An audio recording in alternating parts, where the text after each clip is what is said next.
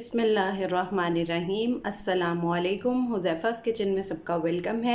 आज मैं लेके आई हूँ आप लोगों के लिए घर में मैंगो आइसक्रीम रेडी करने का तरीका, जिसके लिए मुझे बहुत इजी है और आराम से आप इसको घर में बना सकते हैं।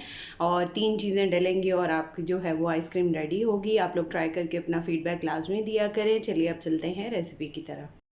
जी, तो सबसे पहले मैंने जो 2 आम लिए थे उनको इस तरह से कट कर लिया है। अब एक ज़िपर बैग लेंगे और इसके अंदर जो है वो हम इसको डाल के बिस्मिल्लाहिर्रहमानिर्रहीम 2 घंटे के लिए इसको जो है वो हम फ्रीज़ कर देंगे, ठीक है। और जिस बर्तन में आपने अपनी आइसक्रीम रेडी करनी है वो बर्तन भी आपने कोशिश करनी है कि वो मेटल का हो, बट मेरे पास अवेलेबल नहीं है तो मैं अभी शीशे का यूज़ कर रही हूँ। अगर मेटल का होगा उसमें अच्छे से जो है वो बर्फ़ भी जम जाती है और ये अच्छे से होगा। तो इसको अब हम 2 घंटे के लिए जो है वो रखते हैं फ्रीज़र में, और अपने बर्तन भी जिनमें हमने आइसक्रीम रेडी करनी है। जी, तो अब आप देख रहे हैं कि ये ठंडा ठंडा जो है वो बर्तन है जिसमें हमने अपनी आइसक्रीम को रखना है। और जल्दी जल्दी से हम ये करते हैं, इसमें टाइम नहीं वेस्ट करना, ताकि जो है वो हमारा ये बर्तन ठंडा ना हो। चिल किस्म की हमने आइसक्रीम बनानी है। 1/2 कप मैंने लिया है कंडेंस मिल्क। आप लोग, कुछ लोग जो हैं वो कहते हैं कि हम शुगर डाल लें, तो वो इनफ है। शुगर डाल तो लें पर उसका उस तरह से टेस्ट जो है वो डेवलप नहीं होता जो कि बाज़ार वाली आइसक्रीम का होता है। तो कंडेंस मिल्क डालना बेटर है, बहुत बेस्ट ऑप्शन है कि हम उसको डाला जाए, ठीक है। इसको अच्छे से जो है वो हम निकाल लेते हैं। और उसके बाद मैंने लिया है 1 कप दही और उसको मैंने निकाल के रख दिया था।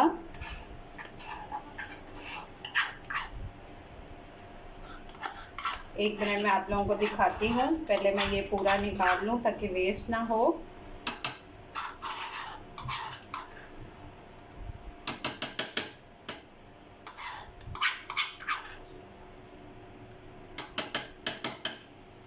अच्छा जी, उसके बाद मैंने ये लिया था 1 कप दही और इसको जो है वो छन्नी रख के ऊपर इसको, इसका पानी रिमूव करके, अगर आप लोग बाज़ार का लेना चाहें तो वो भी ले सकते हैं। मैंने इसको घर वाले को लेके उसका पानी रिमूव करके और फिर उसको यूज़ कर रही हूँ।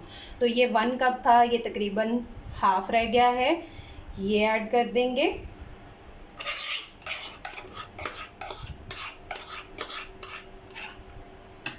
और अब इसमें हम अपना डाल देंगे जो अपने मैंगो हमने फ्रीज़ किए थे,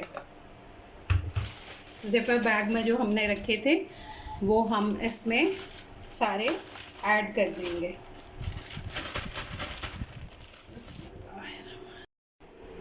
जी, ये देखें हमारा जो है वो ये रेडी हो चुका है। अब फटाफट से इसमें डाल के स्पैचुला की हेल्प से इसको इक्वल करके तो हम इसको 2 घंटे के लिए दोबारा से फ्रीज़र में रख देंगे। अगर ओवरनाइट रखेंगे तो ज़्यादा अच्छी जो है वो जम जाएगी।